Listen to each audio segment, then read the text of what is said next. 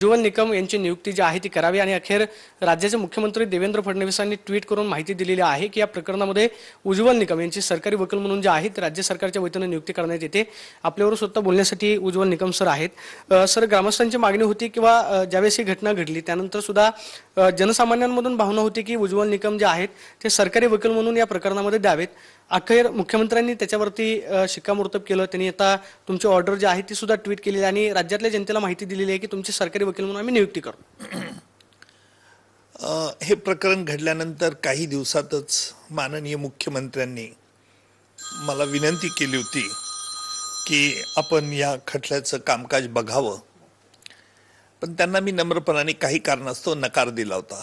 त्याची कारणं देखील त्यांना विशद करून सांगितली होती। पुन्हा कालपासून मी ग्रामस्थांचा जो अन्नत्यागाचं त्यांनी आंदोलन केलं आहे बघून व्यथित झालो, कारण माझ्या नियुक्तीसाठी आणि इतर काही मागण्यांसाठी त्यांनी अन्नत्यागाचे उपोषणाला बसावं ही निश्चित चांगली गोष्ट नाहीये। त्यांचा विश्वास सरकारवरती आहे, माननीय मुख्यमंत्र्यावरती आहे, माझ्यावरती आहे आणि म्हणून मी माननीय मुख्यमंत्र्यांना काल विनंती केली की मी सदर खटला चालवण्याची संमती देत आहे। त्याप्रमाणे त्यांनी नियुक्तीचे आदेश काढल्याचं आज आपल्याकडूनच मला कळलं। फक्त आपल्या माध्यमातून मी ग्रामस्थांना एक आश्वासित करू इच्छितो, कायदा या जगात देशात मोठा आहे आणि कायदा मोठा असल्यामुळे न्याय प्रत्येकाला मिळतोच आणि म्हणून माझं त्यांना आव्हान आहे की त्यांनी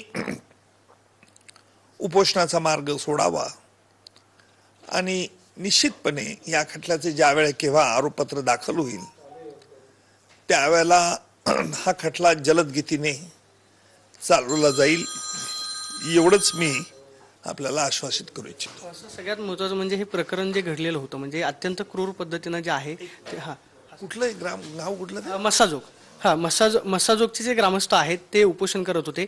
मस्साजोगच्या ग्रामस्थांनी अन्नत्यागाचा पवित्रा घेतलेला होता। अखेर तुमची नियुक्ती झालेली आहे, तुम्ही नक्की त्यांना काय आवाहन कराल? काल मत्स्यजोगचे सर्व ग्रामस्थांनी अन्नत्याग काही मागण्यांकरता त्यांनी सुरू केलाय। ही बातमी बघून आणि ऐकून मी खरोखर व्यथित झालो। त्यातली त्यांची एक प्रामुख्याने एक मागणी माझ्या नियुक्तीची होती आणि माझ्या नियुक्तीसाठी त्यांनी उपोषण करावं, अन्नत्याग करावं हे निश्चित चांगली गोष्ट नाही आणि म्हणून माननीय मुख्यमंत्र्यांनी माझ्यावरती जबाबदारी टाकली की या खटल्याचं सारथ्य मी करावं आणि त्यांना मी नकार दिला। त्याकरता मी माननीय मुख्यमंत्र्यांचा देखील आभारी आहे आणि निश्चितपणे आपल्या माध्यमातून हे आश्वासित त्यांना करेल की उपोषण त्यांनी टाळावं। कायदा हा सर्वोच्च आहे आणि निश्चितपणे ज्या वेळेला पोलीस यंत्रणा याच्यातील आरोपपत्र दाखल करतील त्यावेळेला खटल्याचं कामकाज लवकर चालवलं जाईल। सर, या सगळ्या प्रकरणामध्ये न्याय मिळण्याची लवकर अपेक्षा केली जाते। म्हणजे सध्या आरोपी अटकेमध्ये आहेत आणि मस्साजोगचे जे सरपंच होते संतोष देशमुख त्यांची हत्या क्रूरपणे करण्यात आली, ते सगळं राज्यामध्ये आपण पाहिलं। तुमच्या समोरचं नक्की आव्हान काय असणार आहे? म्हणजे सगळे आता पेपर्स नाही खरं आपण पाहतोय की या सगळ्या प्रकरणामध्ये राज्याचे मुख्यमंत्री देवेंद्र फडणवीसांनी माझ्यावरती जी जबाबदारी टाकलेली आहे ती आता लवकरात लवकर जी आहे ती न्यायालयामध्ये प्रक्रिया आणि खटला